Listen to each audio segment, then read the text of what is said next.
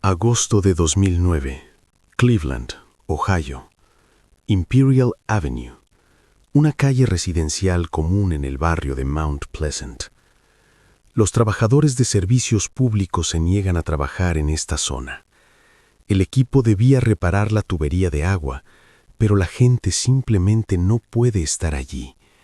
El olor es demasiado fuerte. Algunos sienten náuseas, otros mareos. El capataz escribe que es imposible trabajar así. Y esta no es la primera queja. Las llamadas han estado llegando durante 2 años, desde el verano de 2007. Los residentes dicen lo mismo. La calle huele constantemente a descomposición. En invierno es tolerable.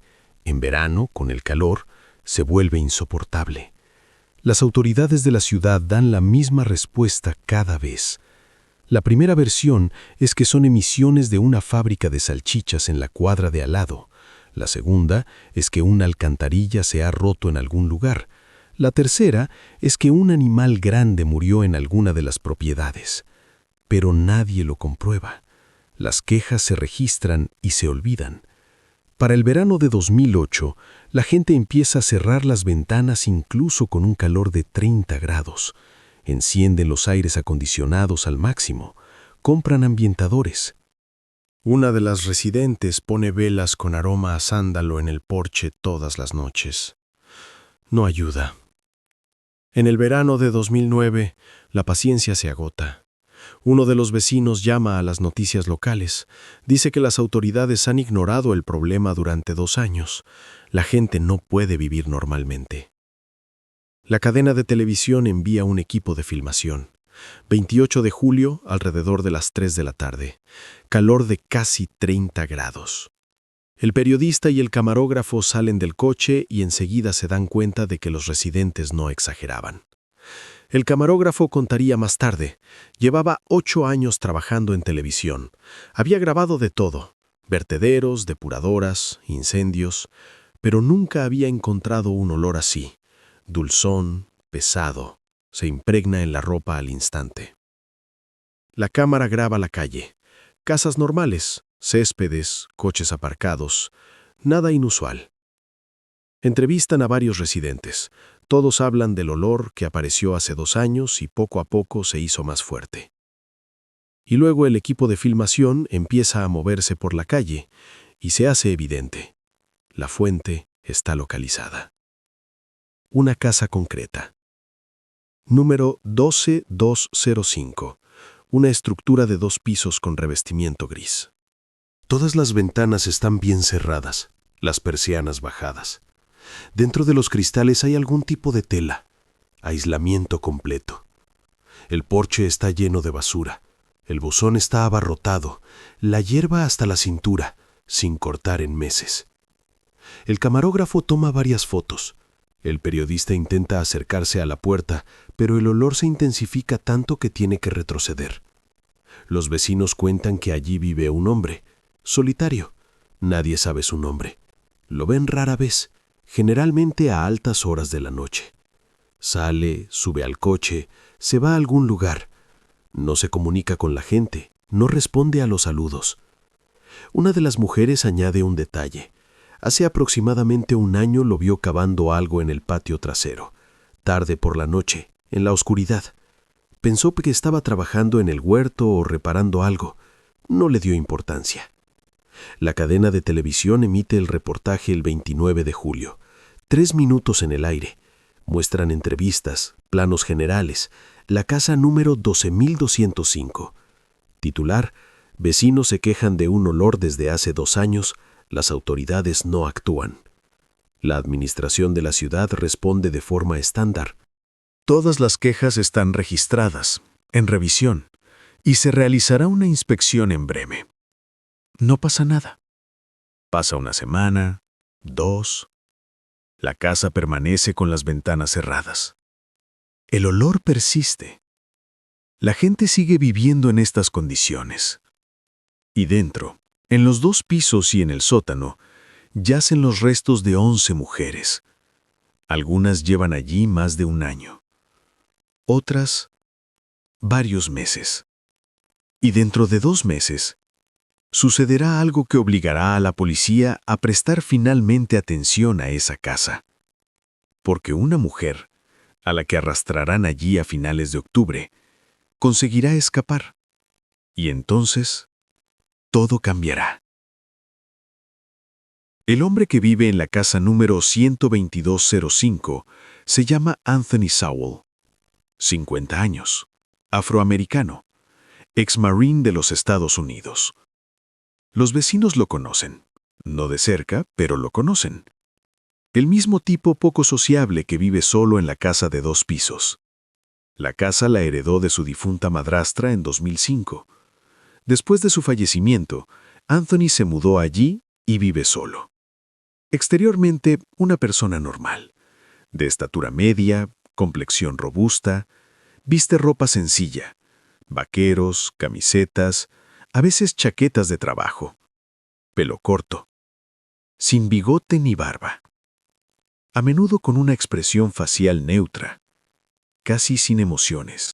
Con los vecinos se comporta tranquilamente, no tiene conflictos. Si se encuentran en el patio o en la calle, puede asentir. A veces incluso saluda, habla despacio, pero las conversaciones no duran mucho. Anthony se despide rápidamente y vuelve a casa. Pamela Walker, que vive enfrente, recuerda varios incidentes. Una vez, en el verano de 2008, Anthony hizo una barbacoa en el patio trasero. Invitó a varios vecinos, asó salchichas y pollo, ofreció cerveza. Fue cortés, incluso sonrió un par de veces. La gente vino, comió, dio las gracias y se fue. Un evento vecinal normal. Otra vecina contó que en el invierno de 2007 su coche se averió justo en el camino de entrada. Anthony salió de la casa, se ofreció a ayudar, trajo herramientas, miró debajo del capó, ajustó algo. El coche arrancó. La mujer quiso pagar, él se negó. Simplemente agitó la mano y volvió a casa. Es decir, exteriormente no había ninguna señal de alarma. Un vecino tranquilo que se mantiene apartado, pero no crea problemas. En cualquier barrio hay docenas de personas así.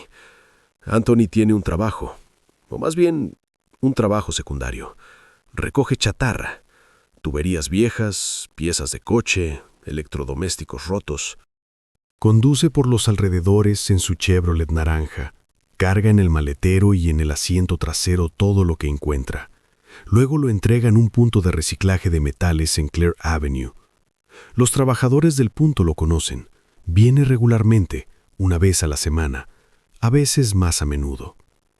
No trae mucho, 50 kilogramos, a veces 100. Recibe efectivo, da las gracias, se va. Nada extraño, un cliente normal. Anthony también recibe una pensión por discapacidad.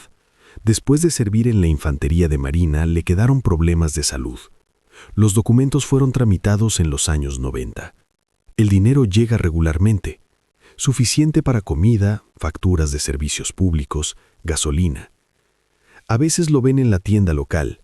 Compra cosas sencillas, pan, conservas, cigarrillos, alcohol barato. Normalmente bebidas fuertes, whisky o vodka.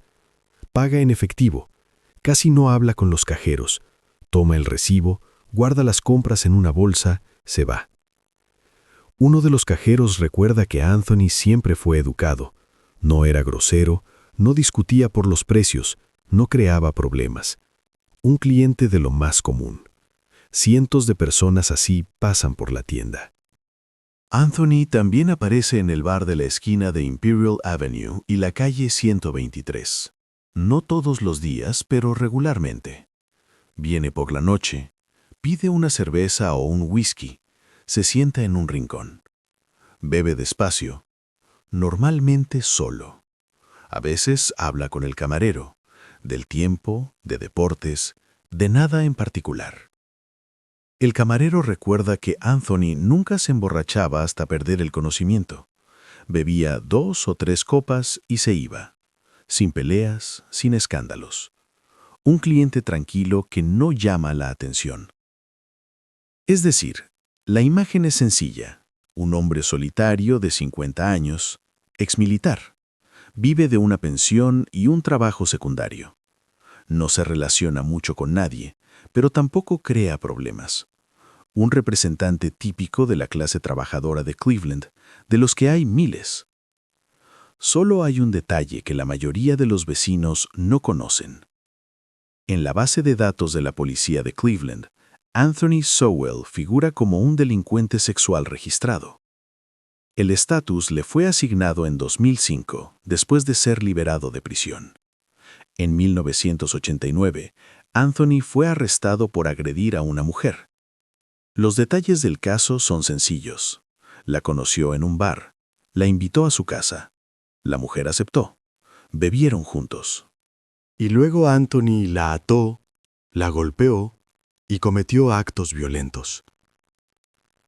La mujer logró liberarse y escapar. Llamó a la policía. Anthony fue arrestado al día siguiente. El caso llegó a juicio.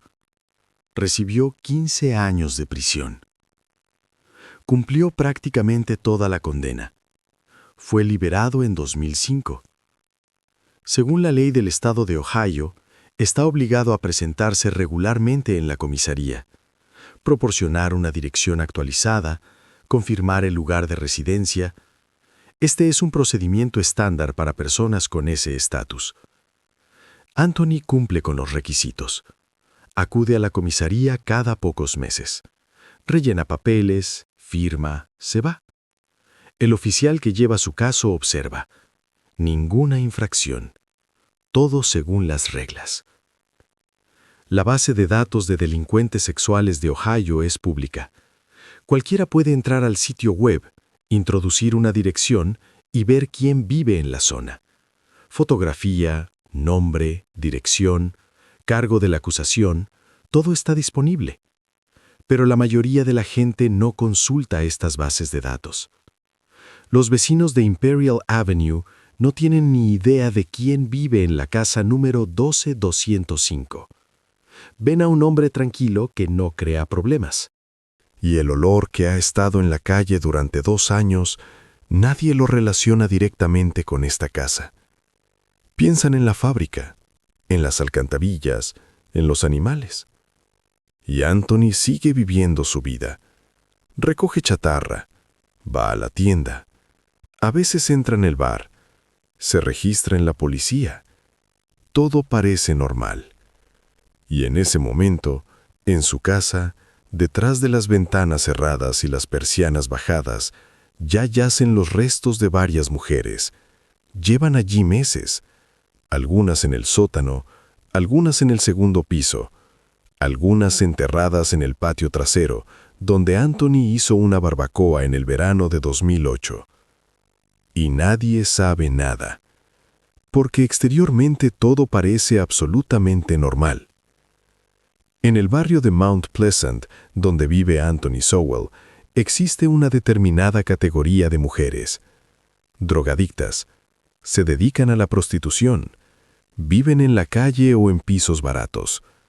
La mayoría son afroamericanas de entre 30 y 50 años.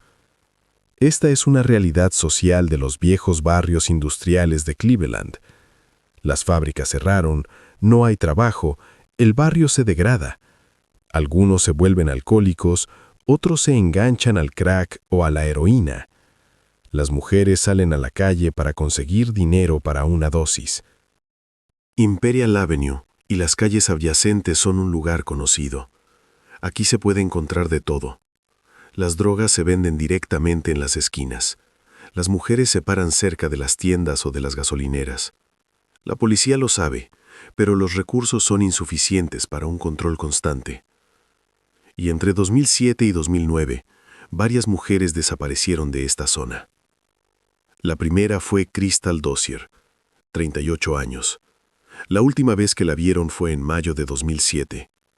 Crystal conocía a los traficantes locales. Compraba crack regularmente. A veces pasaba la noche en casa de conocidos, a veces en la calle. No tenía un lugar de residencia fijo. Su hermana, Rose Dozier, recuerda la última conversación. Crystal llamó, dijo que estaba bien, que pronto iría a visitarla. No volvió a llamar. Rose intentó buscarla, llamó a conocidos comunes. Nadie sabía nada. Crystal simplemente desapareció. Rose presentó la denuncia a la policía 3 semanas después. Explicó más tarde que pensó que su hermana simplemente se había ido a algún lugar o había ingresado al hospital. Ya había sucedido antes. Crystal podía desaparecer durante 1 o 2 semanas, luego volvía a aparecer. La segunda fue Tishana Culpepper, 31 años. Desapareció en junio de 2008. Tishana también era drogadicta. Vivía en un refugio en St. Clair Avenue. Todos los días salía a la calle a buscar dinero para una dosis. La última vez que la vio fue su amiga, LaTanya Hope. Estaban juntas frente a una tienda en la esquina de Imperial Avenue, alrededor de las 10 de la noche. Tishana dijo que había encontrado un cliente y se fue. LaTanya no la volvió a ver. Nadie presentó una denuncia. Los familiares de Tishana vivían en otro estado. No sabían que había desaparecido. En el refugio registraron su ausencia, pero no presentaron denuncia, ya que la gente a menudo se va y no regresa. La tercera fue LeShanda Long, 25 años. Desapareció en agosto de 2008, la más joven de todas. LeShanda empezó a consumir drogas en la escuela. A los 25 años ya era profundamente adicta. Vivía con su madre, pero a menudo se ausentaba varios días. Su madre, Donna Long, contó que la última vez que vio a su hija fue el 19 de agosto. LeShanda llegó a casa, se cambió, comió algo. Dijo que volvería pronto. No regresó. Donna esperó 2 días, luego fue a la policía. Puso una denuncia. El oficial tomó los datos, prometió investigar. Pero en realidad no pasó nada. LeShanda figuraba oficialmente como desaparecida, pero no se realizaron búsquedas activas. La cuarta fue Michelle Mason, 45 años. Desapareció en octubre de 2008. Michelle trabajaba de camarera, pero perdió su trabajo debido al alcoholismo. Empezó a beber aún más. Luego se enganchó al crack. Terminó en la calle. Su hija, Janelle Mason, habló con su madre por última vez por teléfono el 8 de octubre. Michelle dijo que estaba bien, que había encontrado un trabajo temporal. Janelle se alegró, pero no hubo más llamadas. Una semana después, Janelle empezó a preocuparse. Llamó a todos los que conocía. Nadie había visto a Michelle. Presentó una denuncia a la policía el 20 de octubre. Habían pasado casi 2 semanas desde su desaparición. La quinta fue Kim Smith, 44 años. Desapareció en enero de 2009. Kim era una prostituta con experiencia. Trabajaba en la zona de Imperial Avenue desde hacía más de 10 años. Los locales la conocían. La última vez que la vieron fue cerca del bar en la calle 123, la tarde del 6 de enero. Kim hablaba con un hombre cerca de un Chevrolet naranja. Uno de los testigos diría más tarde a la policía: el hombre era afroamericano, de estatura media, con una chaqueta oscura. Hablaron de algo. Luego Kim subió al coche. El Chevrolet se fue. La denuncia de desaparición fue presentada por la hermana de Kim un mes después. Explicó que pensó que su hermana se había ido a otra ciudad. Ya había sucedido antes. Hay otros casos, mujeres que desaparecieron en este período. No todas del barrio de Mount Pleasant, pero todas de condiciones similares. Drogadictas, sin domicilio fijo, dedicadas a la prostitución. Y esto es lo interesante. Varios testigos recordarán más tarde detalles. Una de las mujeres vio a Tishana Culpepper entrar en una casa en Imperial Avenue, una casa gris de 2 pisos. Fue en junio de 2008, por la noche. La testigo no recordó el número exacto de la casa, pero la descripción coincidía con la casa de Anthony Sowell. Otro testigo, un hombre que vivía cerca, vio a LeShanda Long hablando con alguien cerca de la misma casa. Agosto de 2008. Estaban en el porche, hablando de algo. Luego LeShanda entró. El testigo no le dio importancia. Pensó que era una conocida del dueño. Un tercer caso.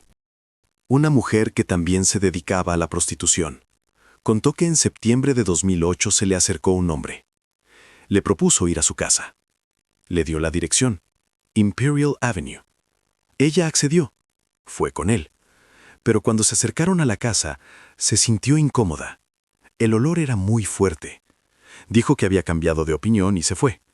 Luego se enteró de que varias mujeres que conocía del barrio habían desaparecido por esas fechas. Es decir, había una conexión.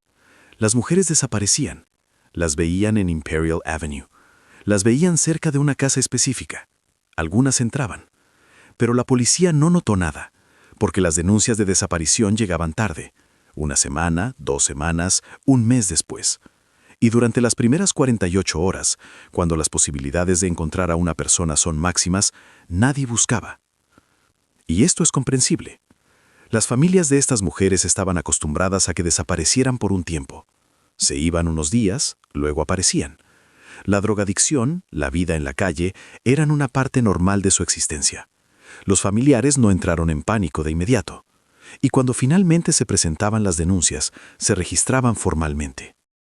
Mujeres adultas que voluntariamente llevaban un estilo de vida marginal no eran una prioridad para la policía. Los recursos eran insuficientes. Los oficiales registraban los datos, los introducían en la base de datos, prometían investigar, pero no se realizaban búsquedas reales.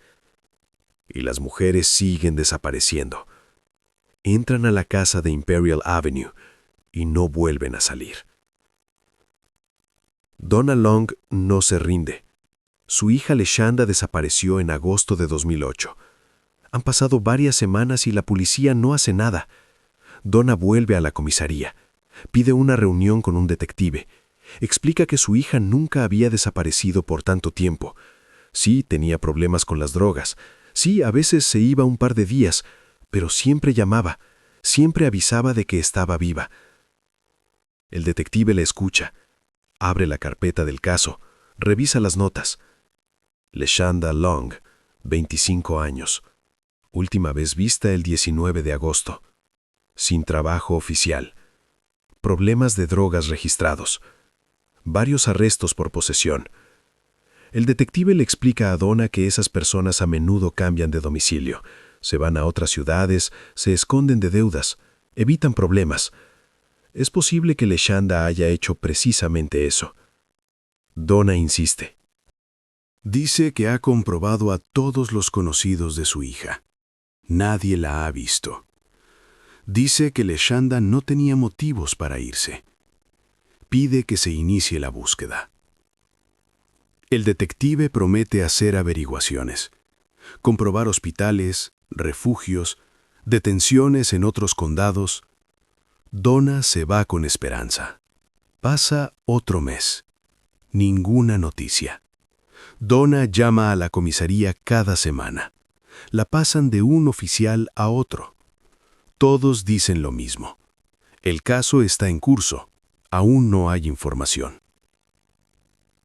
Situación similar con otras familias. Janelle Mason, la hija de Michelle, también intenta conseguir una investigación. Va a la comisaría, exige una reunión. Le responden lo mismo. Su madre es una mujer adulta, lleva un estilo de vida marginal, probablemente se fue voluntariamente. Janelle intenta explicar que su madre no desaparecería sin más. Tiene una hija, tiene nietos. Llamaba regularmente, a pesar de todos los problemas. Los detectives asienten, toman notas, prometen investigar. Rose Dozier, la hermana de Crystal, lleva más de 1 año buscando información.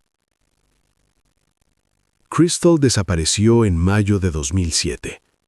Rose llamó a todos los hospitales de Cleveland y sus alrededores. Comprobó cárceles, morgues, refugios para personas sin hogar. Nada. Ella va a la policía una y otra vez. Pide que reabran el caso. Pide que investiguen a los narcotraficantes con los que Crystal se relacionaba. Pide que interroguen a la gente del barrio donde la vieron por última vez. Los oficiales se encogen de hombros. Dicen, entendemos su preocupación, pero tenemos recursos limitados. Las personas adultas tienen derecho a desaparecer. Si no hay indicios de delito, no podemos llevar a cabo una investigación a gran escala. Y ahí radica el problema. En el sistema policial de Cleveland, las personas desaparecidas se clasifican por categorías. Hay casos prioritarios: menores, personas mayores con demencia, personas con riesgo para la vida. Y hay casos de baja prioridad: adultos con historial de drogadicción, prostitución, vagancia. Esas personas a menudo cambian de domicilio por voluntad propia. El sistema lo tiene en cuenta. Cuando se presenta una denuncia de desaparición de una persona así, el caso se registra, pero no recibe una investigación activa. El oficial introduce los datos en la base, hace algunas llamadas a hospitales y refugios, y ahí termina todo. Si no aparece información, el caso simplemente queda abierto. Y nadie mira el panorama general. En la base de datos de la policía de Cleveland, entre 2007 y 2009, figuran 8 mujeres desaparecidas de la zona de Imperial Avenue y sus alrededores. Todas afroamericanas, todas de 25 a 45 años, todas con problemas de drogadicción, todas vistas por última vez en la misma zona. Pero estos casos no se conectan. Están dispersos en diferentes carpetas, llevados por diferentes oficiales. No hay un sistema unificado que detecte un patrón. No hay un analista que mire las cifras y diga: alto, aquí algo no está bien. Además, incluso cuando los familiares mencionan calles o barrios específicos, esa información no se analiza de forma sistemática. Donna Long le dice al detective que alguien vio a LaShonda en Imperial Avenue. El detective lo anota en el acta, pero no verifica si hubo otras personas desaparecidas de la misma calle. En marzo de 2009 ocurre otro caso. Desaparece una mujer llamada Nancy Cobbs, 43 años, drogadicta. Se dedicaba a la prostitución. La última vez que la vieron fue en la esquina de Imperial Avenue y la calle 123. Su sobrina presenta la denuncia una semana después. Llega a la comisaría, habla con un oficial. El oficial introduce los datos, promete investigar. La sobrina pregunta: ¿hubo más mujeres desaparecidas en esta zona? ¿Podría estar relacionado? El oficial responde honestamente: no lo sé. Hay que revisar la base de datos. Promete mirar, pero en realidad no lo hace. Demasiado trabajo, muy poco tiempo. Los casos se archivan uno tras otro. Crystal Dozier, mayo de 2007. Tishana Culpepper, junio de 2008. LaShonda Long, agosto de 2008. Michelle Mason, octubre de 2008. Kim Smith, enero de 2009. Nancy Cobbs, marzo de 2009. 6 mujeres en 2 años, todas del mismo barrio, todas con un estilo de vida similar, y nadie ve la conexión. Y en la casa número 12205 de Imperial Avenue, detrás de las ventanas cerradas y las persianas bajadas, yacen sus restos. Algunas en el sótano, otras en el dormitorio del segundo piso, otras enterradas en el patio trasero. Y el olor que ha estado en la calle durante 2 años proviene exactamente de allí. Pero no se establece la conexión. Los casos quedan abiertos en el archivo. Anthony Sowell sigue viviendo una vida normal. Recoge chatarra, va a la tienda, se registra en la policía como un delincuente sexual. Todo sigue su curso. Y solo dentro de unos meses sucederá algo que lo cambiará todo. Porque una mujer, a la que arrastrarán a esa casa, logrará escapar con vida. 29 de septiembre de 2009. Alrededor de las 8 de la noche. Imperial Avenue. Una mujer sale corriendo a la calle, descalza, con la ropa rasgada, marcas rojas en el cuello. Grita pidiendo ayuda. Los vecinos la ven. Alguien llama al 911. Una patrulla llega 10 minutos después. Los agentes ven a la mujer en la acera. Tiembla, con claras marcas en el cuello, franjas rojas como huellas dactilares, moratones en las muñecas, arañazos en los brazos. La mujer se presenta, LaTandra Billups, 36 años. Empieza a contar. Hace unas horas conoció a un hombre cerca de una tienda. alrededor de las 5 de la tarde. Él le habló, le ofreció beber algo juntos. Ella aceptó. Fueron a su casa, una casa de 2 pisos en Imperial Avenue, revestimiento gris. Cuando entraron, la Tundra sintió inmediatamente el olor.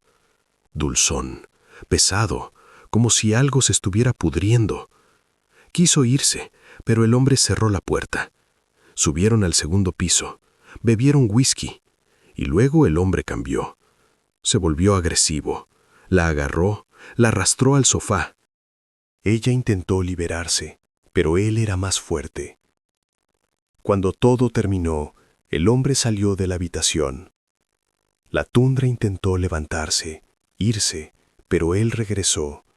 En sus manos un cable de extensión, un cable negro. Lo envolvió alrededor de su cuello, apretó. El aire se cortó. La Tundra empezó a ahogarse, intentó aflojar el lazo. Se dio cuenta, si no se liberaba ahora, no lo haría nunca. Reunió todas sus fuerzas, tiró bruscamente. El cable se aflojó por un segundo. Se levantó de un salto, corrió hacia la puerta. El hombre intentó agarrarla. Ella se soltó, bajó corriendo las escaleras. La puerta principal estaba cerrada. Tiró del pomo, no se abría. Miró hacia atrás, él bajaba las escaleras. Despacio, sin prisa. Volvió a tirar de la puerta. La cerradura cedió. Salió corriendo a la calle. Corrió sin mirar atrás. Los oficiales anotan todo. Llaman a una ambulancia. Los médicos examinan las marcas en el cuello, los moretones, las abrasiones. Recomiendan un examen completo en el hospital. Los oficiales piden que describa al hombre. Afroamericano, de unos 50 años, estatura media, robusto, pelo corto, vaqueros oscuros, camiseta gris. Se presentó como Anthony o Tony. El oficial se comunica con el despachador. Pide que revisen la base de datos. Imperial Avenue, hombre de 50 años, nombre Anthony. El despachador responde en 1 minuto. Hay una coincidencia. Anthony Sowell, 50 años. Dirección Imperial Avenue, 12205. Estado, delincuente sexual registrado. Condenado por agresión en 1989. Liberado en 2005. Todo encaja. La dirección, la edad, el nombre, la condena. La Tundra es llevada al hospital. Le realizan un examen, toman muestras, fotografían las lesiones. Todo se documenta. Los oficiales presentan un informe. El sospechoso es Anthony Sowell. Cargos: agresión, intento de estrangulamiento, retención ilegal. El detective revisa la base de datos, ve la información sobre la condena de Sowell. Prepara los documentos para una orden de arresto. El juez la firma la mañana del 30 de septiembre. Se forma un equipo para la detención. Varios oficiales, un detective. Planean ir a Imperial Avenue, 12205. Nadie entiende todavía qué encontrarán exactamente en esa casa, porque van a arrestar a un hombre por un solo crimen y descubrirán pruebas de una escala completamente diferente.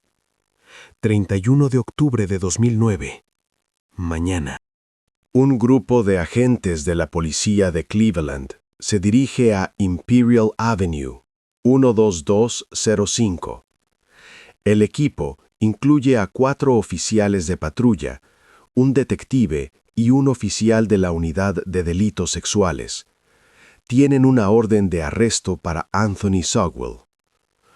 Los cochos se detienen frente a la casa. Una casa gris de 2 pisos con las ventanas cerradas. Un terreno descuidado. No hay ningún Chevrolet naranja en la entrada. Sowell, muy probablemente, no está en casa. El detective llama a la puerta. Nadie abre. Vuelve a llamar, más fuerte. Silencio. Los oficiales esperan unos minutos. No hay reacción. Rodean la casa, revisan las ventanas. Todas están bien cerradas. El patio trasero está lleno de basura, neumáticos viejos, muebles rotos, bolsas de plástico. La hierba no se ha cortado en meses. Y el olor, el mismo olor del que hablaban los vecinos hace 2 años, aquí es varias veces más fuerte. Uno de los oficiales saca un pañuelo y se lo presiona contra la cara. El detective se comunica con la comisaría, informa que el sospechoso no está en casa, solicita permiso para registrar la propiedad. Una orden de arresto permite entrar en la casa si hay motivos para creer que el sospechoso está dentro. Pero aquí la situación es diferente. Media hora después llega la confirmación. El juez emite una orden de registro. La base es el testimonio de la víctima, quien afirma que el crimen ocurrió en esa casa. Es necesario recolectar pruebas. Los oficiales se preparan para entrar. Uno de ellos fuerza la cerradura de la puerta principal. Unos segundos después, la puerta se abre, y el olor los envuelve en una oleada, tan fuerte que 2 oficiales retroceden hacia los coches. Un tercero saca una mascarilla. El detective se cubre la nariz y la boca con la mano. Intenta respirar por la boca. Entran. El vestíbulo está oscuro, las ventanas cubiertas con cortinas gruesas. El detective enciende una linterna. El haz ilumina detalles del interior. El suelo sucio, lleno de basura, periódicos viejos, botellas vacías, colillas. A lo largo de la pared hay cajas apiladas, bolsas con algo. Las paredes están desgastadas, la pintura desconchada. Los oficiales avanzan. Pasan a la sala de estar. Allí hay un sofá viejo, un televisor en el suelo, varias sillas, basura por todas partes. En la mesa, botellas de whisky vacías, vajilla sucia. El olor se vuelve aún más fuerte, dulzón, empalagoso. Los oficiales se miran. Todos entienden. No es una alcantarilla, ni un animal. El detective da la orden, inspeccionar toda la casa, a fondo. Los oficiales se dispersan por el primer piso, revisan la cocina, el fregadero está lleno de platos sucios, el frigorífico casi vacío, varias latas de cerveza, restos de comida. Uno de los oficiales abre la puerta al sótano. De allí emana aire frío y el olor se intensifica. El oficial alumbra con la linterna hacia abajo. La escalera es vieja, de madera, oscuro. El detective se acerca, dice, por ahora no bajamos. Primero inspeccionaremos los pisos superiores. El grupo sube al segundo piso. Escalera estrecha, peldaños que crujen. Arriba hay un pasillo y varias puertas. El olor aquí es aún más fuerte que abajo. El detective abre la primera puerta. Un dormitorio. Cama vieja, colchón sin sábanas, ropa en el suelo, basura, la ventana cerrada, las persianas bajadas. La segunda puerta, el baño, sucio, sin limpiar en meses. La bañera cubierta de sarro. En el lavabo, manchas de óxido. Tercera puerta. El detective la empuja. La puerta se abre lentamente, como si algo la obstaculizara. El oficial dirige la linterna hacia adentro y ve. En el suelo, en un rincón de la habitación, restos. Restos humanos. En un avanzado estado de descomposición, parcialmente cubiertos con tela o una manta. El detective se queda inmóvil. Unos segundos de silencio. Luego en voz baja dice por radio: necesito un equipo forense. Ahora mismo. Los oficiales se retiran de la habitación. El detective vuelve a cerrar la puerta. Nadie habla. Todos entienden que han encontrado la fuente del olor. Y esto es solo el principio. Porque la casa tiene 2 pisos y un sótano. Y si aquí, en el segundo piso, yacen los restos de alguien, ¿qué hay en el sótano? ¿Y qué está enterrado en el patio trasero, donde Anthony hizo una barbacoa hace 2 años? El detective sale a la calle. Se comunica con la comisaría. Reporta la situación. Dice que se necesita un equipo forense completo, un médico forense y oficiales adicionales. Este es un lugar del crimen, de gran escala. 20 minutos después, las fuerzas policiales se congregan en Imperial Avenue. Coches patrulla, una furgoneta forense, el coche del médico forense. La calle es acordonada. Se pide a los vecinos que permanezcan en sus casas. Y comienza lo que más tarde se conocería como una de las búsquedas más horripilantes en la historia de Cleveland. Los forenses entran en la casa con trajes protectores y máscaras. El olor es tan fuerte que es imposible trabajar sin respiradores. Comienzan una inspección metódica de cada habitación. El primer hallazgo, en el segundo piso, en un dormitorio. Restos de una mujer en la esquina de la habitación, parcialmente cubiertos por una manta. Los forenses fotografían, toman medidas, documentan cada detalle. El médico forense estima preliminarmente que la descomposición ha durado varios meses. El detective baja al primer piso. Da la orden, revisar cada rincón, cada habitación, cada armario. Si hay una, podría haber otras. Los forenses examinan la sala de estar más a fondo. Uno de ellos nota algo debajo del sofá. Ilumina con la linterna. Allí hay una bolsa de basura grande, negra, bien atada. El forense saca la bolsa con cuidado. Pesa, la desata. Dentro, restos de otra mujer, enrollados, en estado de descomposición. Un segundo forense revisa un armario en la esquina de la sala de estar. Abre la puerta. Hay otra bolsa y otra más. En cada una, restos. El detective registra. En el primer piso hay al menos 3 hallazgos, más uno en el segundo. En total, 4. Y la casa aún no ha sido inspeccionada por completo. El grupo baja al sótano. La escalera es estrecha, vieja. Abajo está oscuro y húmedo. Los forenses encienden los proyectores. La habitación es pequeña, abarrotada. Cajas, muebles viejos, chatarra. Uno de los forenses nota algo cubierto con una lona en un rincón. Se acerca. Retira la lona. Allí están los restos de 2 mujeres. Simplemente yacen en el suelo, sin bolsas, sin envolver. El médico forense baja al sótano. Examina los hallazgos. Dice, esto ha estado aquí por mucho tiempo. Más de 1 año, tal vez año y medio. Lo establecerán con más precisión en el laboratorio. El detective sube de nuevo. Se comunica con la comisaría. Informa. 6 hallazgos dentro de la casa. Se necesita un equipo adicional para inspeccionar la zona. Hay sospechas de que podría haber enterramientos en la propiedad. Un grupo con perros sale al patio trasero. Perros especialmente entrenados para la búsqueda de restos. Empiezan a recorrer la propiedad. Uno de los perros se detiene junto a un viejo cobertizo. Se sienta. Ladra. Es una señal. Los forenses se acercan. Empiezan a cavar. A una profundidad de aproximadamente 1 metro, encuentran una bolsa de plástico. Dentro, los restos de una mujer. El segundo perro reacciona cerca de la valla.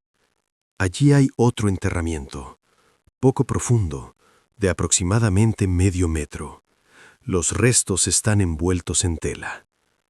El tercer lugar es cerca de la vieja barbacoa, la misma donde Anthony asó salchichas para los vecinos en el verano de 2008. Allí encuentran otro enterramiento. Al anochecer del 31 de octubre, el resultado es espantoso. Dentro de la casa, 6 hallazgos. En el patio trasero, 3 enterramientos, un total de 9 mujeres. Y estos son solo datos preliminares. La inspección continúa. El comandante del grupo operativo convoca una reunión. Dice que es el caso más grande en la historia de Cleveland en los últimos 20 años. Se deben recolectar la máxima cantidad de pruebas, identificar a todos, establecer las causas. El médico forense añade que el número exacto de víctimas se establecerá después de un examen completo. Es posible que haya más enterramientos en la propiedad. Es necesario revisar todo el perímetro. Los detectives comienzan a revisar los archivos de mujeres desaparecidas. Recuerdan las denuncias recibidas en los últimos 2 años. Crystal Dozier, Tishara Culpepper, LeShanda Long, Michelle Mason, Kim Smith, Nancy Cobbs. Todas desaparecieron en la zona de Imperial Avenue. Todas encajan con la descripción. Por la noche, la inspección de la casa termina. Los forenses precintan el lugar. Ponen guardia en el perímetro. Mañana continuarán trabajando en la propiedad. Y Anthony Sowell sigue en libertad. Su coche es buscado por toda la ciudad. Las patrullas revisan bares, tiendas, lugares donde lo vieron antes. Hasta ahora sin resultados. Pero ahora lo buscan no solo por agredir a la Tundra Billups, lo buscan bajo sospecha de una serie de los crímenes más brutales en la historia de Cleveland. 1 de noviembre de 2009. Amanece. En Imperial Avenue, 12205, se congrega maquinaria. Una excavadora, un georradar para buscar anomalías subterráneas, un equipo forense adicional. La tarea, revisar toda la propiedad. El comandante del equipo operativo da instrucciones. Dice, ayer encontramos 9, pero la propiedad es grande. La casa tiene 2 pisos y un sótano. Es posible que no sea todo. Debemos revisar cada metro cuadrado. El georradar comienza a escanear el patio trasero. El operador recorre lentamente la zona, observando la pantalla del aparato. El aparato reacciona a los cambios en la densidad del suelo, mostrando dónde la tierra ha sido alterada. La primera señal, cerca de un viejo árbol en la esquina de la propiedad. Los forenses comienzan a cavar manualmente, con cuidado. A una profundidad de aproximadamente 1 metro, encuentran una bolsa de plástico. El 10º hallazgo. La segunda señal, entre el cobertizo y la cerca. Allí el enterramiento es aún más superficial, de solo medio metro de profundidad. Los restos están envueltos en una vieja manta. El 11º hallazgo. El médico forense examina cada hallazgo en el lugar. Registra la posición, toma notas preliminares. Dice a los detectives, parece que los enterramientos se hicieron con prisa, poco profundos, sin intentos de ocultarlos cuidadosamente. Para el mediodía, el recuento cambia. 11 mujeres, 11 vidas. Los detectives entienden, esto ya no es un crimen aislado, es una serie, sistemática, extendida en el tiempo. El comandante se comunica con el jefe de policía de Cleveland. Reporta la situación. Pide que se reclasifique el caso. Son oficialmente asesinatos en serie. Se necesitan recursos adicionales, especialistas del FBI, ayuda de agencias federales. El jefe de policía convoca una conferencia de prensa. Esa misma noche, sale ante las cámaras. Informa. Se han encontrado los restos de 11 mujeres en una casa de Imperial Avenue. El sospechoso ha sido identificado y se ha emitido una orden de búsqueda. Este es el caso más grande en la historia moderna de Cleveland. La noticia estalla en los medios locales y federales. Las cadenas de televisión interrumpen sus programas. Los periodistas se congregan en Imperial Avenue.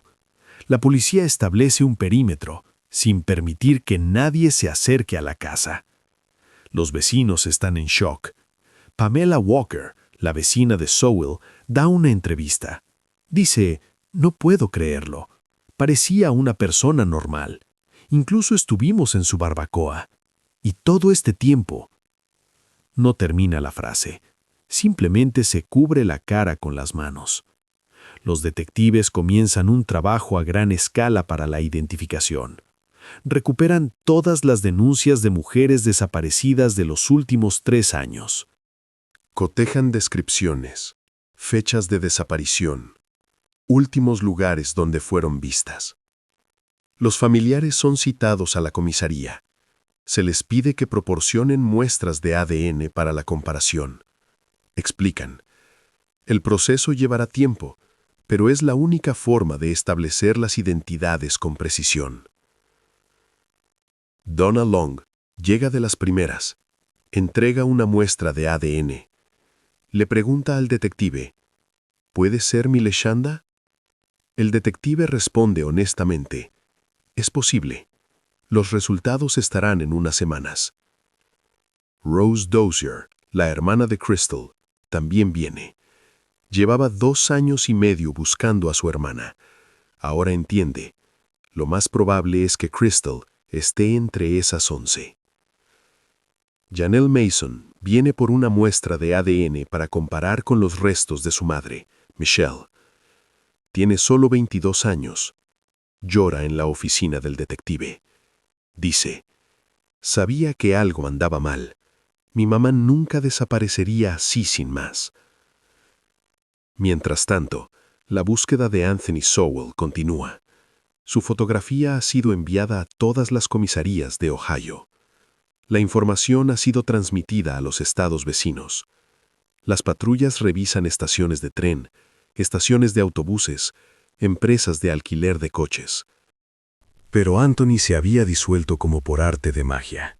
Su Chevrolet naranja no fue detectado por las cámaras de vigilancia. Nadie lo había visto desde el 29 de septiembre, el día en que la Tundra Billups salió corriendo de su casa. Los detectives suponen, se dio cuenta de que la Tundra iría a la policía, entendió que comenzaría una investigación y decidió esconderse. Posiblemente se fue de la ciudad. Posiblemente se esconde en casa de alguien. El FBI se une oficialmente al caso. Envía perfiladores, especialistas en crímenes en serie. Estudian la escena del crimen, analizan los patrones de comportamiento. Uno de los perfiladores dice a los detectives, esta persona actuó durante 2 años, quizá más. Elegía un tipo específico de víctimas, mujeres vulnerables a las que nadie echaría de menos de inmediato. Esto habla de planificación. El caso es oficialmente reclasificado. Ahora no es solo un asesinato, es una serie de asesinatos con características de serie. Y el principal sospechoso es Anthony Sowell, ex marín, delincuente sexual registrado. Los forenses comienzan a trabajar en los 11 casos. Los restos son transportados a la morgue del Hospital del Condado de Cuyagua. Allí se crea un grupo de trabajo especial. El forense principal, 2 asistentes, varios técnicos. El primer problema es la identificación. El reconocimiento visual es imposible. La descomposición ha avanzado demasiado. Algunos restos pasaron más de 1 año en la casa. Otros fueron enterrados en el patio trasero durante varios meses. Las características externas no ayudarán. El único método es el análisis de ADN. Se toman muestras de cada una de las 11. Simultáneamente, se recolectan muestras de ADN de los familiares de las mujeres desaparecidas. Donna Long, Rose Dozier, Janelle Mason y otras familias entregaron material para comparación. El laboratorio trabaja las 24 horas del día. Es un caso prioritario. Los resultados son necesarios lo antes posible, para la investigación, para las familias, para el tribunal. Paralelamente, los forenses intentan establecer las causas. Examinan los huesos, los tejidos conservados, buscan rastros de traumas. Es un trabajo meticuloso que requiere tiempo y atención a los detalles más pequeños. El forense principal, el Dr. Frank Miller, relataría más tarde a los periodistas que este fue uno de los casos más complejos de su carrera. No por la complejidad técnica, sino por la magnitud. 11 casos simultáneamente, 11 mujeres cuyas familias esperaban respuestas. 2 semanas después, llegan los primeros resultados del análisis de ADN. Coincidencia en 5 casos. Crystal Dozier, confirmado. Tishana Culpepper, confirmado. Leshanda Long, confirmado. Michelle Mason, confirmado. Kim Smith, confirmado. Los detectives comienzan a llamar a las familias. Les piden que vayan a la comisaría. Esta es la parte más difícil del trabajo. Comunicar a los familiares que la búsqueda ha terminado, pero no como esperaban. Donna Long llega a la comisaría el 15 de noviembre. El detective la invita a una sala separada. Le dice: los resultados de ADN han llegado. Es Leshanda. Donna permanece en silencio unos segundos. Luego empieza a llorar. Había buscado a su hija durante más de un año. Ahora sabe la verdad. Rose Dozier recibe la noticia sobre su hermana Crystal. 2 años y medio de espera terminaron. Rose le dice al detective: lo sabía. Crystal nunca desaparecería por tanto tiempo voluntariamente. Siempre supe que algo había pasado. Janelle Mason se entera de lo de su madre, Michelle. Tiene 22 años. Tiene 2 hijos de su madre, los nietos de Michelle. Ahora nunca volverán a ver a su abuela. Una semana más tarde llegan los resultados de los otros 6 casos. Las 11 han sido identificadas. Todas eran mujeres del barrio de Mount Pleasant. Todas desaparecieron entre 2007 y 2009. Todas figuraban en la base de datos de personas desaparecidas. Los forenses establecen las causas en 10 de los 11 casos: estrangulación, asfixia manual o con objetos, cuerdas, cables, cinturones. En un caso la causa no puede establecerse debido al grado de descomposición. El Dr. Miller redacta el informe final. Indica que todas las víctimas son de sexo femenino, con edades comprendidas entre 25 y 52 años, todas afroamericanas, todas tenían problemas de drogadicción. En la mayoría de los casos la causa fue asfixia mecánica. Los detectives comparan las fechas. Crystal Dozier, desaparecida en mayo de 2007, la primera. Tishana Culpepper, junio de 2008. Leshanda Long, agosto de 2008. A partir de ahí la frecuencia aumenta. Michelle Mason, octubre de 2008. Varios casos en invierno y primavera de 2009. La última, Diane Harris, desapareció en junio de 2009. El perfilador del FBI analiza el patrón. Dice que el delincuente estaba acelerando. El primer caso ocurrió en 2007. Luego una pausa de aproximadamente un año. Después, la frecuencia aumentó drásticamente. Para 2009, ocurría prácticamente cada mes. Los detectives entienden. Si no hubiera sido por la Tundra Billups, que escapó el 29 de septiembre, la serie podría haber continuado. Sowell no tenía intención de detenerse. Ahora las 11 víctimas están identificadas, las causas establecidas. Las familias han recibido respuestas terribles, pero definitivas. Los restos han sido entregados a los familiares para su entierro. Y Anthony Sowell sigue prófugo. Ha pasado más de un mes desde el descubrimiento. Lo buscan por todo el país, y muy pronto lo encontrarán. La policía de Cleveland declara a Anthony Sowell en búsqueda federal. Su fotografía aparece en todos los canales de noticias. Las televisiones muestran la imagen de la base de datos. Un hombre de 50 años, pelo corto, expresión facial neutral. Los detectives empiezan a revisar a todos sus familiares. Hacen una lista. La hermana vive en East Cleveland, el hermano en el suburbio de Euclid, varios primos por la ciudad. Un grupo de gentes va a casa de la hermana. Llaman a la puerta. La mujer abre. Ve a la policía y enseguida entiende. Es por Anthony. Los agentes preguntan, ¿está aquí? Ella responde, no lo he visto en un mes, quizás más. Los agentes piden permiso para registrar la casa. La mujer accede. Revisan todas las habitaciones, el sótano, el ático. Sowell no está. Dejan una tarjeta de visita. Dicen, si aparece, llame inmediatamente. Revisan al hermano.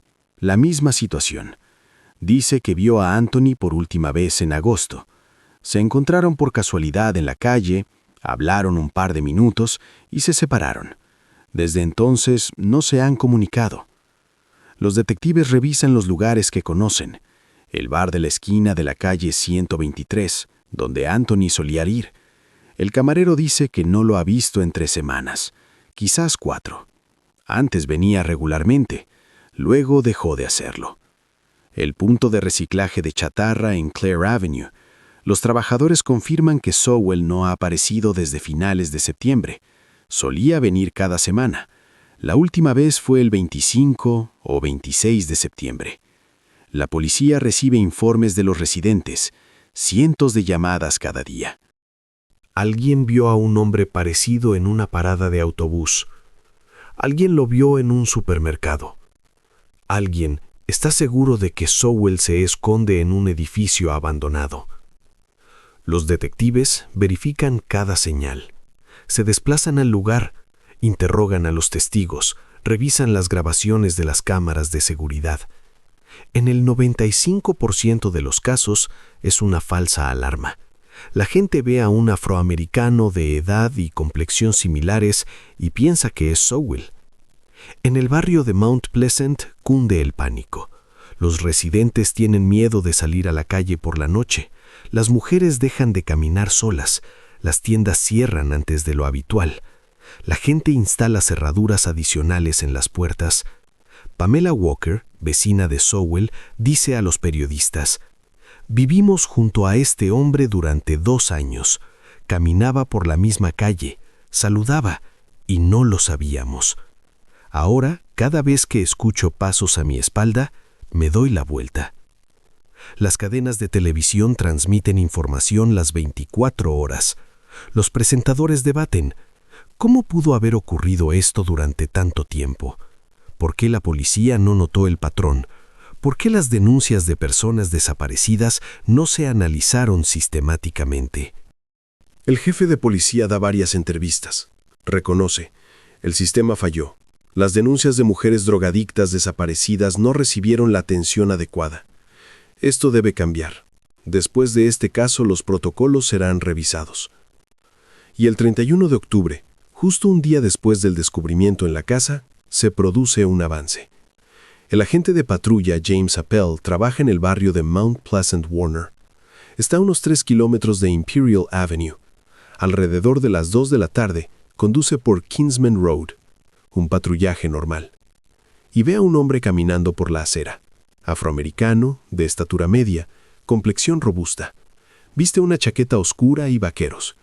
Camina despacio, con las manos en los bolsillos. El oficial Appel mira con más atención. Algo familiar en la forma de andar, en la silueta.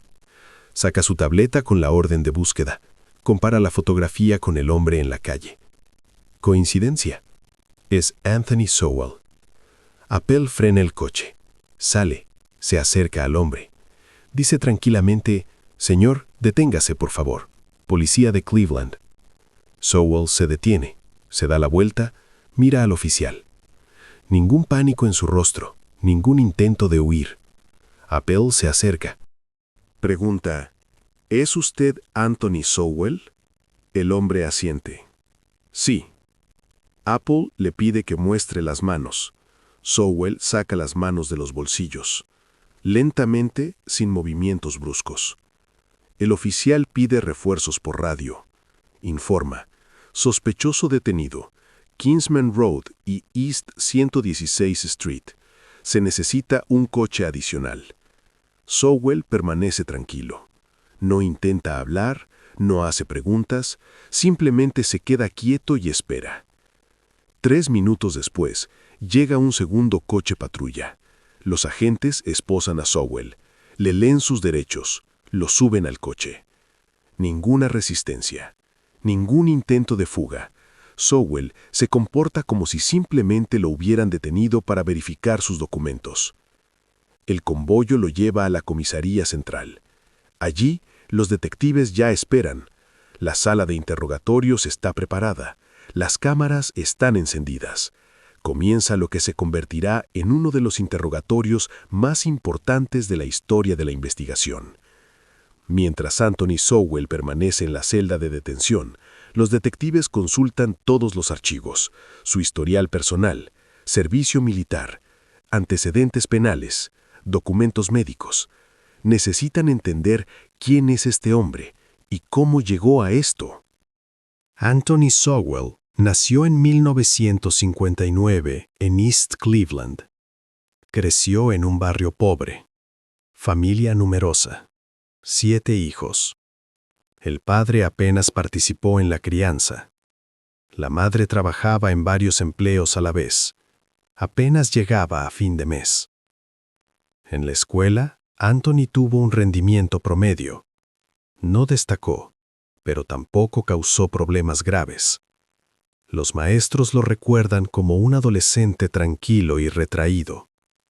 Casi no tenía amigos, se mantenía apartado. En 1978, a los 19 años, Anthony ingresa en la Infantería de Marina de los Estados Unidos. Sirve durante 7 años. Los documentos muestran un soldado disciplinado, cumple órdenes, no viola el reglamento. Recibe varias felicitaciones por su servicio diligente. Los comandantes lo describen como una persona tranquila y silenciosa. No tiene conflictos con sus compañeros. No destaca ni en el buen ni en el mal sentido. Un soldado raso normal. En 1985, Anthony es dado de baja. Regresa a Cleveland. Consigue un trabajo en una fábrica. Trabaja varios años. Luego pierde el empleo. La fábrica cierra. Empieza a subsistir con trabajos ocasionales. Y en 1989 ocurre el primer crimen grave. Junio de 1989. Anthony conoce a una mujer en un bar. Ella tiene 28 años, trabaja de camarera, beben juntos, conversan. Anthony le propone continuar en su casa. La mujer acepta. Llegan a su apartamento. Siguen bebiendo. Y luego Anthony se vuelve agresivo. Ata a la mujer con una cuerda. La golpea. Comete actos violentos durante varias horas. La mujer logra liberarse por la mañana, cuando Anthony se queda dormido. Sale corriendo a la calle. Llama a la policía. Muestra las marcas, moretones, abrasiones, rastros de cuerda en las muñecas. Anthony es arrestado al día siguiente. No lo niega. Dice a los detectives, sí, fui yo. Simplemente dice los hechos, sin emociones. El caso llega a juicio. El fiscal pide la pena máxima. La defensa intenta alegar problemas psicológicos después del servicio militar. No ayuda. El tribunal dicta sentencia. 15 años de prisión. Anthony es enviado a la institución correccional de Grafton, en Ohio, un centro de seguridad media, de régimen. Allí pasa casi toda la condena. Los psicólogos de la prisión realizan evaluaciones regularmente. Los registros muestran que Sowell demuestra un comportamiento manipulador. Dice que se arrepiente, que entendió su error, que nunca volverá a hacerlo. Pero los psicólogos señalan que las emociones parecen superficiales. Sowell dice las cosas correctas, pero no las siente. Son frases ensayadas, no un arrepentimiento genuino. En prisión, Anthony se comporta de forma ejemplar. No infringe las reglas, no participa en conflictos, trabaja en la cocina, asiste a terapia de grupo. Exteriormente, un recluso ideal. En 2005 es liberado. Había cumplido prácticamente toda la condena. Según la ley del estado de Ohio, está obligado a registrarse como delincuente sexual. Esto significa registro regular en la policía, base de datos pública y restricciones de residencia. Anthony recibe la casa de Imperial Avenue de su difunta madrastra. Ella muere en 2004 y le lega la estructura de 2 pisos. Él se muda allí inmediatamente después de ser liberado. Solicita la pensión por discapacidad. Después del servicio militar, tiene problemas de salud. Lo confirman los documentos. Recibe alrededor de $1,200 al mes. Esto es suficiente para las necesidades básicas. Y aquí comienza el problema principal. El sistema de supervisión de delincuentes sexuales en Ohio en 2005 funciona de manera formal. Sowell debe presentarse cada 3 meses. Va a la comisaría, llena los papeles, confirma su dirección. El oficial marca la casilla, se presentó, firmó, todo en orden, sin visitas a domicilio, sin verificaciones de las condiciones de vida, sin control real. El sistema está diseñado para que los liberados encuentren trabajo, restablezcan lazos sociales y se integren de nuevo en la sociedad. Pero Anthony no hace nada de eso. Vive solo, no consigue un trabajo fijo, recoge chatarra para un ingreso mínimo. Se comunica solo esporádicamente, en la tienda, en el bar, con los vecinos en encuentros casuales. Y 2 años después de su liberación, en 2007, comienza una nueva serie. Crystal Dozier es la primera. Le seguirán otras 10. 1 de noviembre de 2009. Comisaría Central de Policía de Cleveland. Sala de interrogatorios. Una mesa, 3 sillas, una cámara en una esquina del techo. Todo está siendo grabado. Anthony Sowell está sentado a la mesa, las manos sobre las rodillas, la espalda recta, el rostro sereno, casi indiferente. Frente a él hay 2 detectives, Mike Cassidy, el investigador principal del caso, y su compañero Rick Downing. Cassidy enciende la grabadora, nombra la fecha, la hora y los presentes. Le lee a Sowell sus derechos. Él asiente, confirmando que entiende. El detective empieza con algo sencillo. Pregunta, ¿dónde estuvo los últimos 2 días? Sowell responde, caminando por la ciudad. El detective aclara, ¿dónde exactamente? Sowell se encoge de hombros. Varios lugares, no lo recuerdo con exactitud. Cassidy cambia de tema. Dice, estuvimos en su casa. Sowell no reacciona, simplemente mira. El detective continúa. Encontramos algo interesante allí. ¿Quiere contarnos al respecto? Sowell guarda silencio unos segundos. Luego dice, no sé de qué está hablando. Cassidy saca una carpeta. La abre. Hay fotografías de la escena del crimen. Muestra la primera. Una habitación en el segundo piso. Sowell mira la foto, sin ninguna reacción. El detective pregunta, ¿reconoce este lugar? Sowell asiente. Mi dormitorio. El detective muestra una segunda fotografía. Primer plano.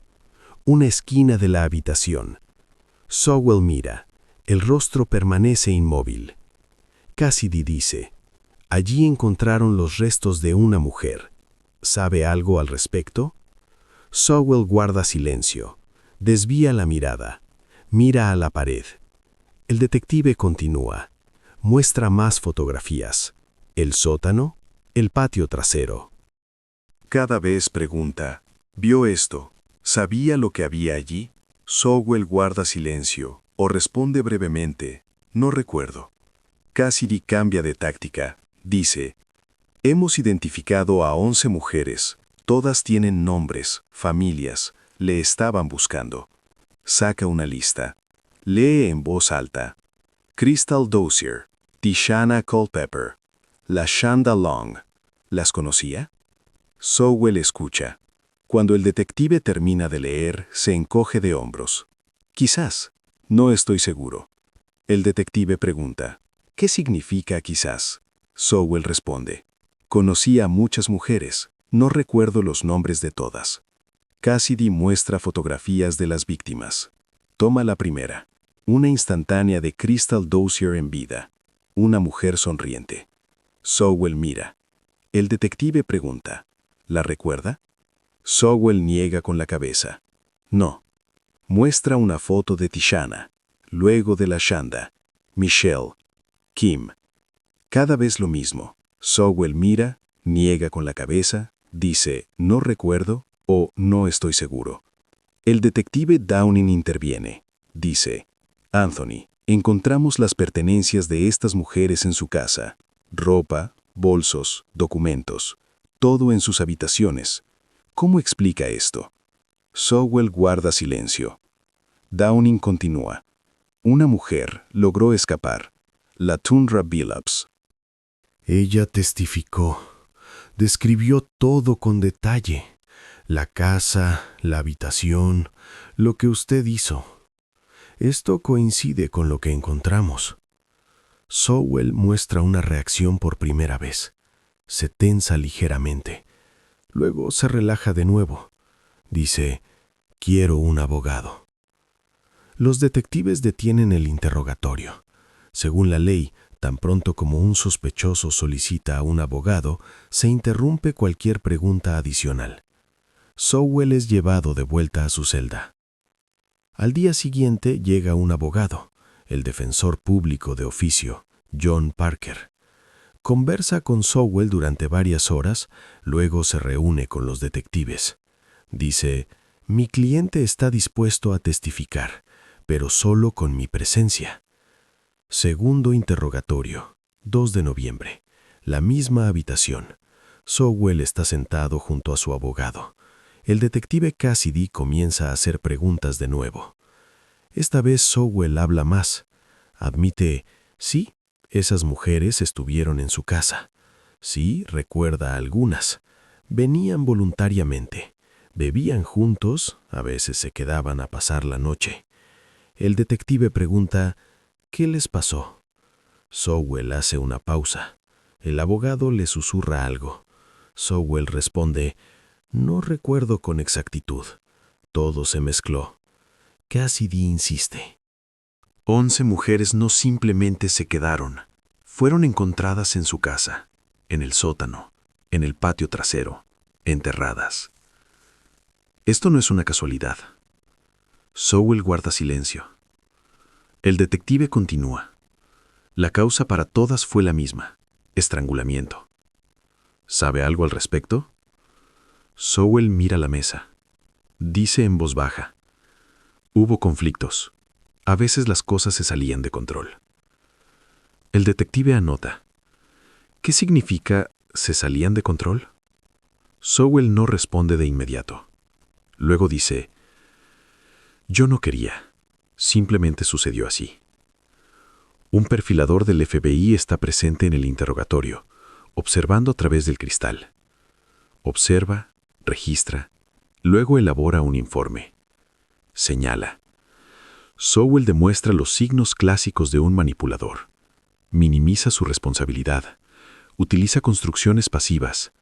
Así sucedía, se salía de control. Evita las confesiones directas. La ausencia de emociones es característica. No hay arrepentimiento. No hay remordimiento. Incluso cuando ve las fotografías de las víctimas, solo muestra una ligera incomodidad. No dolor, no culpa. El perfilador añade, el perfil psicológico indica una necesidad de control y poder. Las víctimas eran elegidas por ser vulnerables, drogodependientes, sin apoyo social, personas a las que no se buscaría de inmediato. Los detectives interrogan a Sowell durante 3 días. Poco a poco van obteniendo confesiones. Él confirma los hechos cuando las pruebas son irrefutables, pero habla lo mínimo, sin detalles. Al final del 3er día, el panorama se completa. Sowell no niega la presencia de mujeres en la casa, admite los conflictos, acepta formalmente las acusaciones cuando las pruebas son evidentes, pero no hay arrepentimiento verdadero. El detective Cassidy diría más tarde a los periodistas, he visto a todo tipo de personas en los interrogatorios. Algunos lloran, otros gritan, otros se justifican. Sowell era diferente. Simplemente se sentó, tranquilo, como si estuvieran hablando del tiempo. Mientras los interrogatorios continúan, los forenses siguen trabajando en la casa de Imperial Avenue. La inspección inicial ha concluido. Todos los hallazgos evidentes han sido registrados. Pero el comandante del equipo da una instrucción. Revisar de nuevo, con más cuidado. A veces las pruebas más importantes no están a la vista. En lugares de difícil acceso que se pasan por alto en la primera inspección, detrás de las paredes, debajo del suelo, en la ventilación. El equipo regresa a la casa el 3 de noviembre. Comienzan una inspección metódica de cada habitación. Revisan las paredes, las golpean, buscando huecos. Revisan los suelos, levantando las tablas donde están sueltas. 2 forenses trabajan en el sótano. La habitación está abarrotada. Cajas, muebles viejos, chatarra que Sowell recolectaba. Ya habían inspeccionado este lugar antes, encontrando 2 hallazgos. Pero el comandante insiste. Revisen de nuevo. Uno de los forenses mueve un viejo armario en la esquina. Detrás hay una pila de basura, bolsas de plástico, trapos viejos, herramientas rotas. Comienza a desescombrar. Retira las bolsas una a una y ve un cubo de plástico común, de los que se usan para trabajos de construcción, naranja con tapa. Está en la esquina, casi imperceptible. El forense toma el cubo, lo coloca en un lugar libre. Abre la tapa. Dentro hay algo envuelto en tela. Lo desenvuelve con cuidado. Un cráneo humano, parcialmente conservado, sin la mandíbula inferior. El forense se detiene. Llama a su compañero. Este se acerca, mira. Ambos entienden. Es otro hallazgo. El 12º. Pero el comandante del equipo, cuando le informan, dice: esperen. Hay que verificar si no es parte de uno de los 11 ya encontrados. Posiblemente los restos fueron separados. El forense examina el cráneo en el lugar. Lo compara con la documentación de los casos ya descubiertos. Horas más tarde emite su dictamen. No, es un caso separado. Otra persona. Pero hay un problema. No hay más restos. Solo el cráneo. ¿Dónde está el resto? Se desconoce. Los forenses continúan la inspección del sótano. Revisan cada metro cuadrado. No encuentran nada más. Suben a la primera planta, a la segunda. Revisan el ático. El resultado es el mismo. El comandante decide ampliar la búsqueda en la propiedad. Posiblemente el resto esté enterrado en otro lugar. El georradar escamea de nuevo el patio trasero. Esta vez revisan incluso lugares donde antes no había señales. Excavan cerca del viejo cobertizo, más profundo que la primera vez. Encuentran algunos huesos, pero la experticia demuestra que son de animales, no humanos. Revisan el patio delantero, los laterales. Nada. El resto de los despojos de este caso nunca son encontrados. El forense elabora un informe. Indica: el cráneo pertenece a una mujer de 30 a 40 años. La identificación solo es posible mediante registros dentales o ADN si se conserva material genético. Los detectives revisan todas las denuncias de personas desaparecidas de nuevo. Buscan coincidencias. Hay varias candidatas, mujeres que desaparecieron en esta zona, pero cuyos casos aún no se han vinculado con la casa de Sowell. El recuento final cambia. Oficialmente, 11 hallazgos completos, además de un cráneo, que podría ser la 12ª víctima, pero sin el resto de los restos, es difícil confirmarlo. La casa en Imperial Avenue es clasificada oficialmente como un lugar de enterramiento masivo, el más grande en la historia de Cleveland, uno de los mayores en la historia de Estados Unidos en las últimas décadas.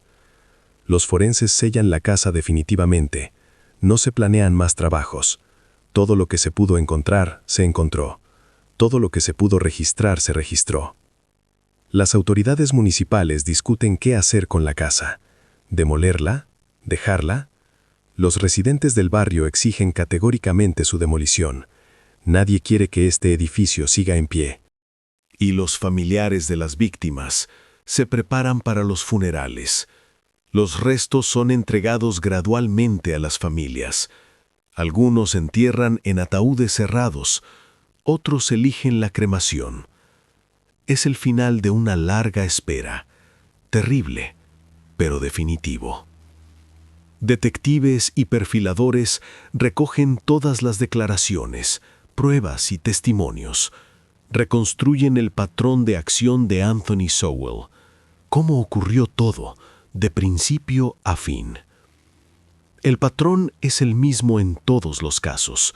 Sowell conocía a las mujeres en la calle, normalmente cerca de tiendas, bares, en esquinas, lugares donde los drogadictos se paraban, buscando clientes. Se acercaba, hablaba con ellas, era educado, tranquilo. Les ofrecía beber juntos, a veces les ofrecía dinero por su compañía. Las mujeres aceptaban. Iban a su casa, subían a la segunda planta, a la sala de estar o al dormitorio. Sowell servía whisky o cerveza. Bebían, hablaban, a veces consumían drogas juntos. Sowell guardaba crack específicamente para eso. La mujer se relajaba. La embriaguez, el efecto de las drogas, la hacían vulnerable. Y entonces Sowell cambiaba. Se volvía agresivo. La agarraba de los brazos, no la dejaba moverse. La resistencia solo intensificaba sus acciones. Usaba la fuerza física. Era un exmarín, de constitución fuerte. Luego tomaba algo a mano. Un cable, un cinturón, una cuerda. Lo enrollaba alrededor del cuello. Apretó. Mantenía la presión hasta que la mujer perdía el conocimiento. Luego, incluso más tiempo. La Tundra Billups describió precisamente eso. Un cable de extensión alrededor del cuello. El estrangulamiento. La imposibilidad de respirar. Solo ella logró escapar en el último momento. Después, Sowell dejaba los restos en la casa. Al principio, según la investigación, intentó enterrarlos en el patio trasero. Crystal Dozier, la primera víctima, estaba allí. Varias otras también. Pero luego dejó de hacerlo. Empezó simplemente a dejarlos en las habitaciones, en las esquinas, debajo de las mantas, en bolsas de basura. El dormitorio del segundo piso, el sótano, incluso el salón. La casa se convirtió en un lugar de almacenamiento. Y esto es lo que asombra a la investigación. Sowell siguió viviendo allí, cada día. Dormía en el mismo dormitorio donde los restos yacían en la esquina. Bajaba al sótano, donde había otros 2 casos. Cocinaba en la cocina, veía la televisión, salía al porche. Los psicólogos explican, esta es una stepien extrema de disociación, la capacidad de desconectar la reacción emocional ante una situación. Sowell no veía problema en ello. Para él, se había convertido en la norma. El olor que persistió en la calle durante 2 años le jugó a favor. Aisló la casa, los vecinos no se acercaban, no visitaban. Las quejas se enviaban a los servicios municipales, pero nadie revisaba específicamente su casa. Sowell incluso organizó barbacoas en el patio trasero en el verano de 2008. Invitó a los vecinos. Asó comida justo encima del lugar donde estaban los entierros. La gente comió, habló, se fue. Nadie entendió nada. El perfilador del FBI elabora el retrato psicológico final. Indica, Sowell demuestra signos de trastorno de personalidad antisocial, ausencia de empatía, incapacidad para sentir culpa, comportamiento manipulador. La elección de las víctimas es estratégica. Mujeres drogadictas sin domicilio fijo, personas que el sistema considera de baja prioridad. Las familias no dan la voz de alarma de inmediato. La policía no inicia búsquedas activas.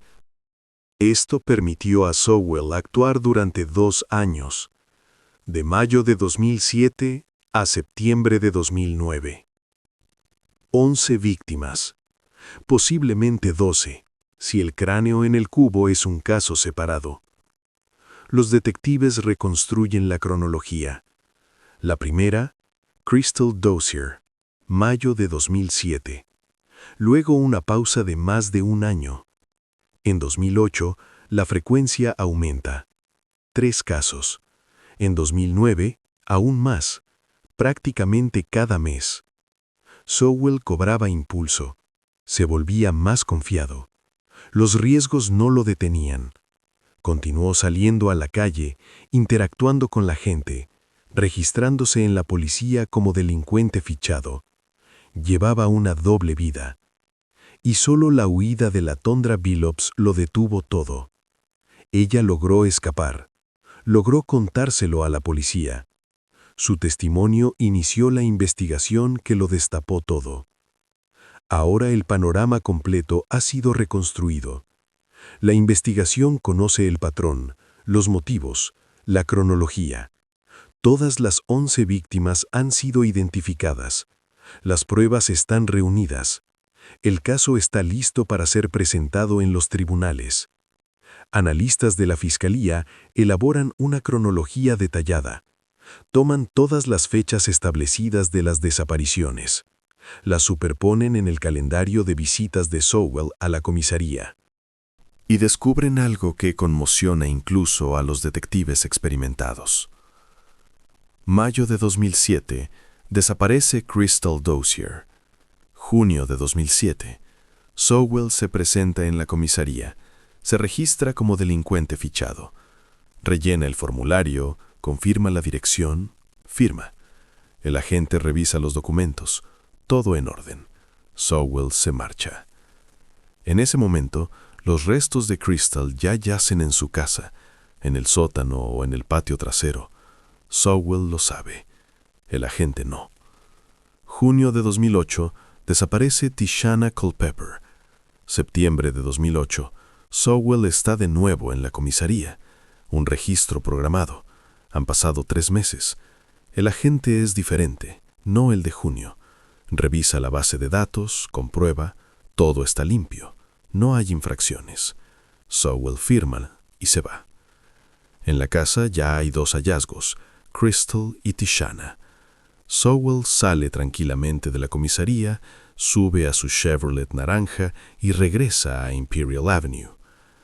Agosto de 2008, desaparece la Shonda Long. Octubre de 2008, Michelle Mason. Diciembre de 2008, otro registro de Sowell en la comisaría. El agente hace las preguntas estándar. ¿La dirección no ha cambiado? No. ¿Trabaja en algún sitio? Hago trabajos ocasionales. ¿No hay problemas? No. En la casa de Imperial Avenue ya hay 4 casos, quizás 5. Sowell rellena los formularios, responde a las preguntas, la voz tranquila, las manos no le tiemblan. Primavera de 2009, la frecuencia aumenta. Enero, Kim Smith. Marzo, Nancy Cobbs. Abril, otro caso. Junio, Diana Harris, la última víctima identificada. Y en junio de 2009, Sowell vuelve a presentarse para su registro. El agente verifica sus datos en el sistema. Comprueba, la inscripción es válida, la dirección confirmada, los registros regulares, sin señales de alarma. Sowell da las gracias y se va. En su casa yacen los restos de 11 mujeres, algunas en las habitaciones, otras enterradas. El olor en la calle es tan fuerte que los vecinos se quejan a los servicios municipales, pero la policía no lo sabe, porque el sistema no conecta los diferentes departamentos. El agente que verifica el registro de delincuentes trabaja según su propio protocolo. Las denuncias de personas desaparecidas las procesa otro departamento. Las quejas por el olor van a los servicios públicos. 3 sistemas paralelos que no se cruzan. Y esto es lo más terrible. Los detectives revisan los registros. Descubren que un agente visitó 2 veces la Avenida Imperial, 12205. No para un registro. Simplemente verificaba si Sowell vivía realmente en la dirección indicada. La primera vez, agosto de 2008. El agente se acerca a la casa. Ve un Chevrolet naranja en la entrada. Esto confirma que Sowell vive allí. El agente anota en el informe, dirección confirmada. Se va. No se baja del coche, no llama a la puerta, no entra. Simplemente ve el coche y se va. La segunda vez, mayo de 2009. El mismo procedimiento. El agente se acerca, ve el coche, anota. Dirección confirmada, se va. En ese momento ya hay 9 o 10 casos en la casa. El agente está a pocos metros de la puerta principal, pero el protocolo no exige entrar. Basta con la confirmación visual de que la persona reside en la dirección. Los fiscales elaboran una tabla final. A la izquierda, fechas de las desapariciones. A la derecha, fechas de las visitas policiales. Las líneas se cruzan una y otra vez. El sistema funcionaba formalmente, pero no de manera eficaz. Esto se convierte en parte de la acusación no solo contra Sowell, es motivo de investigaciones internas dentro de la policía de Cleveland. ¿Cómo pudo ocurrir algo así? ¿Por qué los protocolos no exigían una inspección física del domicilio de los delincuentes registrados? El jefe de policía, tras el caso, inicia una reforma. Ahora, la verificación de la dirección incluye una visita obligatoria al interior del inmueble, conversación con los vecinos, evaluación de las condiciones de vida, lo que debió ser desde el principio. Junio de 2011, casi 2 años después del arresto. Tribunal del Condado de Cuyahoga, el estado de Ohio contra Anthony Sowell. La Fiscalía presenta 85 cargos, 11 casos, por cada uno varios artículos, más las acusaciones de agresión contra la Tundra Billups, que sobrevivió, más la posesión ilegal de restos. La lista completa ocupa varias páginas. La defensa, encabezada por el abogado John Parker, elige una estrategia. Declaran: Sowell es inimputable. No era consciente de sus actos. Necesita tratamiento psiquiátrico, no prisión. El tribunal ordena un peritaje. 3 psiquiatras independientes examinan a Sowell. Realizan pruebas, entrevistas, analizan su comportamiento. 2 meses de trabajo. Los resultados llegan en marzo de 2011. Los 3 expertos dan el mismo dictamen. Sowell es imputable. Entiende la diferencia entre lo correcto y lo incorrecto. Es capaz de controlar sus acciones. Puede ser juzgado. La defensa intenta impugnar. Invita a su propio experto. Este da otro dictamen, señalando signos de trastorno de personalidad. Pero el juez lo rechaza. 3 contra 1. Sowell es declarado apto para el juicio. El proceso comienza en junio. La sala del tribunal está abarrotada. Periodistas, familiares de las víctimas, simples residentes de Cleveland. Todos quieren ver cómo terminará este caso. Sowell está sentado en la mesa de la defensa.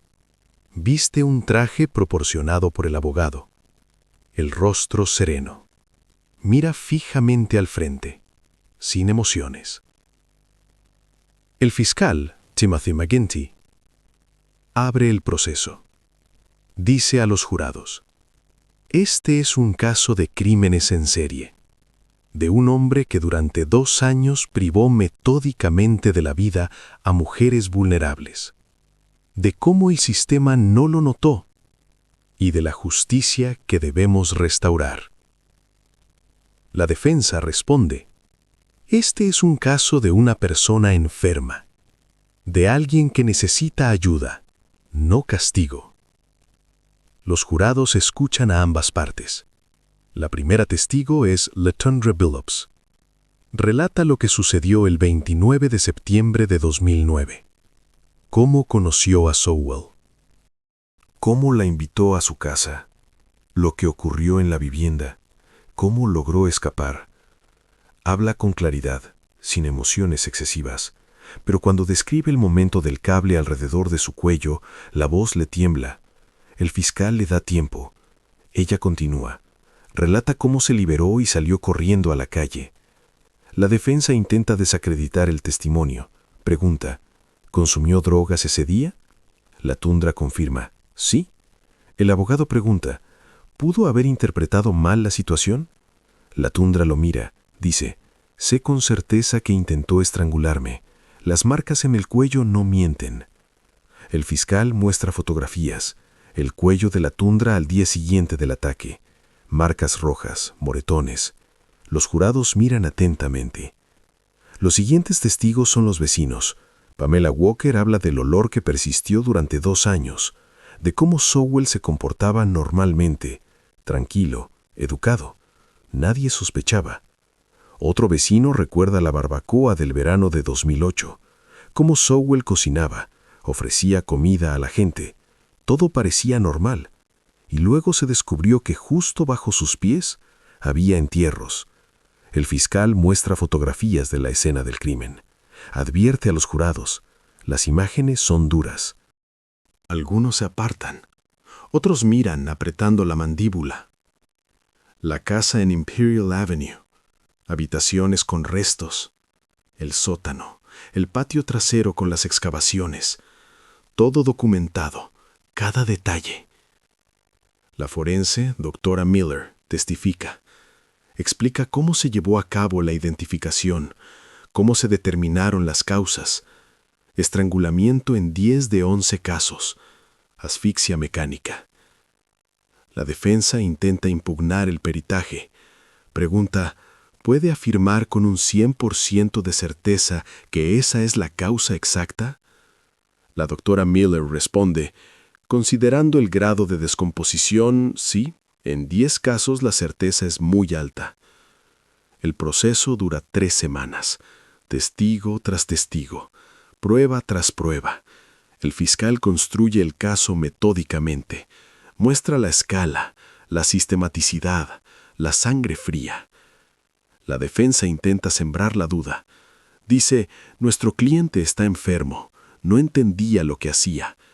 Pero hay pocas pruebas, los expertos ya lo han declarado imputable. Los familiares de las víctimas dan testimonio sobre el impacto. Donna Long relata cómo buscó a su hija Lashanda durante más de 1 año, cómo esperó una llamada cada día, cómo mantuvo la esperanza y cómo descubrió la verdad. Janelle Mason habla de su madre Michelle, de que sus nietos nunca más volverán a ver a su abuela. Llora en la sala del tribunal. El juez decreta un receso. Sowell permanece inmóvil todo este tiempo. Mira la mesa. No reacciona a los testimonios, ni siquiera cuando los familiares lloran. Los jurados se retiran a deliberar el 22 de julio de 2011. 3 días de discusiones. El 24 de julio emiten el veredicto. Culpable de los 85 cargos, sin excepciones. El juez fija la audiencia para la sentencia. La fiscalía exige la pena máxima. La defensa pide cadena perpetua sin posibilidad de libertad condicional. Los jurados emiten su recomendación, pena de muerte. El juez acepta. Agosto de 2011. Anthony Sowell es condenado a la pena capital mediante inyección letal. Diciembre de 2011. El juicio ha terminado. La sentencia ha sido dictada. Queda la pregunta, ¿qué hacer con la casa en Imperial Avenue 12205? El edificio ha estado sellado desde noviembre de 2009. Más de 2 años ha permanecido vacío. Los vecinos exigen su demolición. Más de 1000 personas firman una petición. Nadie quiere que este lugar permanezca. Las autoridades municipales encargan un peritaje. Especialistas evalúan la posibilidad de una desinfección. ¿Se pueden limpiar las instalaciones, desinfectar y luego utilizar el edificio para algo? La conclusión llega 1 mes después. Imposible. El grado de contaminación es demasiado alto. Los materiales biológicos se han impregnado en las paredes, suelos y techos. El olor no se disipa ni siquiera después de 2 años. Ningún tratamiento químico ayudará.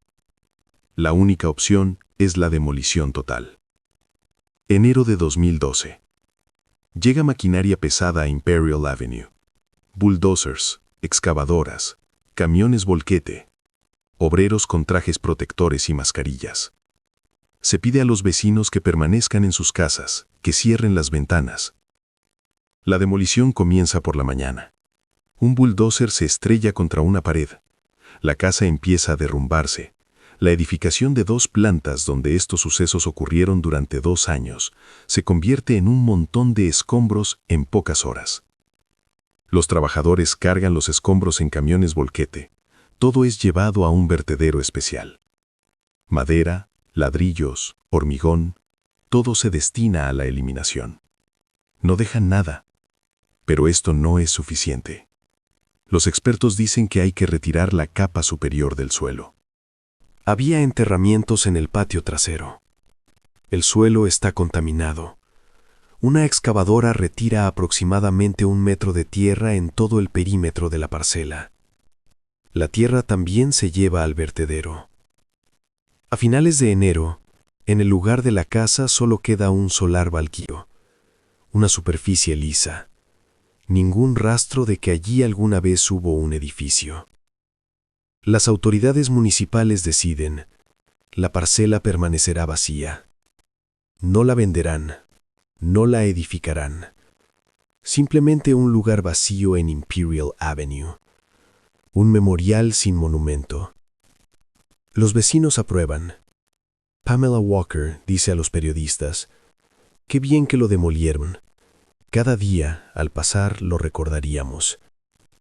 Ahora al menos esto ha terminado». Pero el caso de Anthony Sowell deja una huella no solo en forma de solar baldío. Cambia el sistema. El Departamento de Policía de Cleveland revisa los protocolos de supervisión de delincuentes registrados. Antes, bastaba con la confirmación visual de la dirección.